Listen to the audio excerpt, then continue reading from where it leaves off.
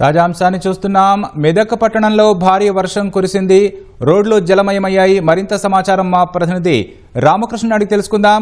రామకృష్ణ, చెప్పండి, వర్షానికి సంబంధించి తాజా సమాచారం ఏంటి? రాకేష్, ఉమ్మడి మెదక్ జిల్లా వ్యాప్తంగా ఉదయం నుంచి కూడా భారీ వర్షం అయితే దంచుకొడుతుందని చెప్పుకోవచ్చు. ప్రధానంగా సంగారెడ్డి మెదక్ జిల్లాలో మాత్రం అతి భారీ వర్షం వచ్చిందని చెప్పుకోవచ్చు. దాంట్లో కూడా ప్రధానంగా చూసుకుంటే మెదక్ పట్టణంలో మాత్రం మోకాళ్లలో నీరైతే మాత్రం రోడ్లపై చేరింది. సాయినగర్ కాలనీ అయితే మాత్రం జలమయమైందని చెప్పుకోవచ్చు.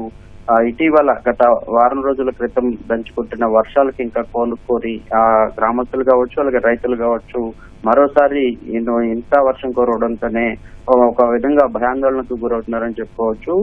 ప్రధానంగా రోడ్లన్నీ జలమయం కావడంతో ట్రాఫిక్ మొత్తం కూడా నిలిచిపోయిందని చెప్పుకోవచ్చు. జనాలు బయటకు రావడం కూడా బాగా ఇబ్బందికర వాతావరణం అయితే ఏర్పడిందని చెప్పుకోవచ్చు. అలాగే మెదక్ జిల్లాలో చూసుకున్నట్లయితే రామాయణపేట, హవేలి గన్పూర్, మెదక్ టౌన్, టేక్మాల్, పెద్దశంకరంపేట, అల్లాదూర్, పాపన్నపేట, నార్సింగ్ ప్రాంతాల్లో అయితే మాత్రం ఉదయం నుంచి కూడా ఒక మోస్తారు వర్షం అయితే కురుస్తా ఉంది. మెదక్ టౌన్ లో మాత్రం భారీ వర్షం పడిందని చెప్పుకోవచ్చు. అలాగే సంగారెడ్డి జిల్లాలో చూసుకున్నట్లయితే సంగారెడ్డి టౌన్, నారాయణఖేడ్, మనూరు, నాగులగిద్ద, సిర్గాపూర్, కంగటి, జహీరాబాద్, జోగిపేటలో మాత్రం ఒక మోస్తారు వర్షం ఉదయం నుంచి కూడా కురుస్తా ఉంది. అయితే ఈ వర్షాలు ఏకదాటిగా పడటం వలన ఇటు రోడ్లన్నీ కూడా జలమయమయ్యాయి. మొన్న గత వారం రోజులుగా కురిసిన వర్షాలుగా అయితే మాత్రం ఉమ్మడి మెదక్ జిల్లా వ్యాప్తంగా 318.80 కిలోమీటర్ల మేర రహదారులన్నీ కూడా ధ్వంసమైనట్లు ఆర్ఎండ్బి అధికారులు అయితే మాత్రం ప్రాథమికంగా నివేదించారు. ప్రధానంగా మెదక్ లో మాత్రం వారం రోజుల క్రితం బీభత్సం సృష్టించిందని చెప్పుకోవచ్చు. వరుణుడు మాత్రం మెదక్ జిల్లా పైన ఆగ్రహం వ్యక్తం చేశారని చెప్పుకోవచ్చు. ఒక్క మెదక్ జిల్లానే 150 కిలోమీటర్ల మేర ఈ రహదారులన్నీ కూడా ఛిద్రమైపోయాయి. ఎక్కడికక్కడే గండీలు పడ్డాయి. మొత్తం రోడ్లన్నీ కూడా తునతునకలైపోయిన పరిస్థితి అయితే ఉంది. అయితే వీటి శాశ్వత పునరుద్ధరణకు కోసం 76.68 కోట్ల రూపాయల మేర నిధులు అవసరమవుతాయని కూడా ప్రతిపాదనలు చేసిన పరిస్థితి అయితే ఉంది. తాత్కాలిక మరామతులు చేపట్టేందుకు 4.29 కోట్ల రూపాయల నిధులు విడుదల చేసినట్లు కూడా అధికారులు చెప్పారు. అయితే అంత ప్రభావం కలిగిన వర్షం అయితే మాత్రం గత వారం రోజుల్లో కురిసింది. మళ్ళీ ఈ రోజు ఉదయం నుంచి దాదాపు 7 గంటల నుంచి సమయంలో స్టార్ట్ అయిన వర్షం ఇప్పటికీ కూడా పడుతూనే ఉంది. ఈ నేపథ్యంలోనే ఈ వర్షం మొత్తం కూడా భారీగా పడిన నేపథ్యంలో లోటస్ ప్రాంతాలు ఏవైతే ఉన్నాయో మెదక్ లోని సాయినగర్ కాలనీ కొంచెం లోటస్ ప్రాంతంగా ఉంటుంది. ఆ క్రమంలోనే ఇదంతా జలమయమైపోయింది. ఇప్పటికే అధికారులతో అప్రమత్తమయ్యారు. లోటస్ ప్రాంతాల్లో ఎవరున్నారో వారికి ఎలాంటి ఇబ్బంది లేకుండా చర్యలు అయితే తీసుకుంటా ఉన్నారు. ప్రధానంగా ఈ బస్ స్టాండ్ ఏరియా ఏదైతే ఉందో అక్కడ మాత్రం నీళ్ళైతే మాత్రం మోకాళ్ళ లోతు వరకు నిలిచిపోయాయి.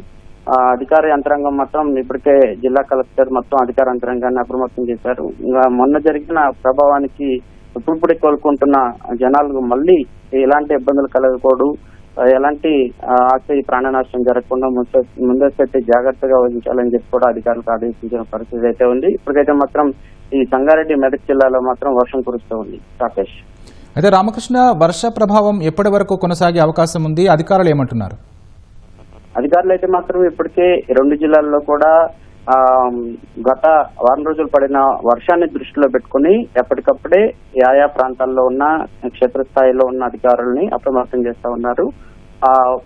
లోటస్ ప్రాంతాలు ఏవైతున్నాయో ఇప్పటికి నీరు చేరయా లేదా, ఇంకా ఏమైనా ప్రమాదం జరిగే అవకాశం ఉందా అని అంచనా వేస్తా ఉన్నారు. అక్కడ వాళ్ళతో మాట్లాడుతూ ఉన్నారు. అదేవిధంగా ఏదన్నా ప్రమాదం జరిగితే హెల్ప్ లైన్ నెంబర్ కూడా మొన్న ఏర్పాటు చేసినట్టే మళ్ళా హెల్ప్ లైన్ నెంబర్ ద్వారా సమాచారం ఇవ్వాలని కూడా అధికారులు అయితే సూచిస్తా ఉన్నారు. అయితే ఇప్పుడు వర్షం పడుతున్న నేపథ్యంలోనే ఎవరు కూడా బయటకు రావద్దని కూడా అధికారులు ఆదేశాలు జారీ చేసిన పరిస్థితి అయితే ఉంది. మొత్తంగా ఉమ్మడి మెదక్ జిల్లా వ్యాప్తంగా కురుస్తున్న వర్షానికైతే మాత్రం కొంత అధికార యంత్రాంగం సన్నద్ధమైందని చెప్పుకోవచ్చు. రాకేష్, ధన్యవాదాలు రామకృష్ణ.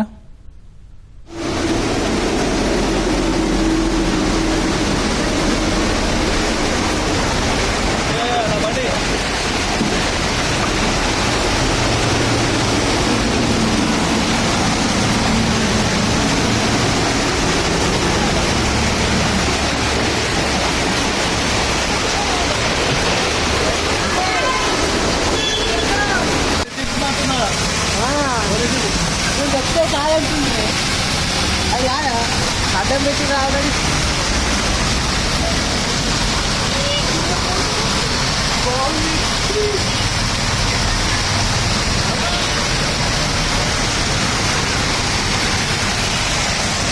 ఇంకా రాత్రి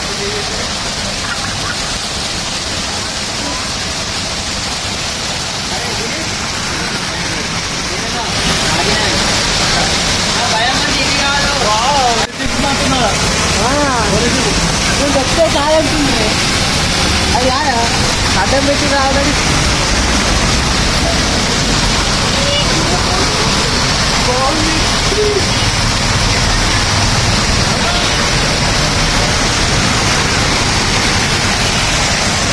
ఇంకా రాత్రి